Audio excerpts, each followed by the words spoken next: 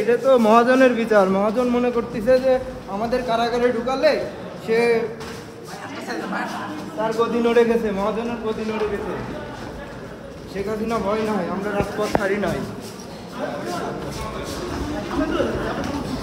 আপনার নাম কি, আপনার পদবি কি? মেজবাউল ইসলাম, সাংগঠনিক সম্পাদক, ইসলামী বিশ্ববিদ্যালয় ছাত্রলীগ, ইসলামী বিশ্ববিদ্যালয় শাখা। জয় বাংলা, জয় বঙ্গবন্ধু। আমরা এটাই বলতে চাই, দেশ সুস্থ হোক, সুস্থভাবে ফিরে আসুক। শেখ হাসিনা আসবে, অবশ্যই আসবে, অবশ্যই আসবে।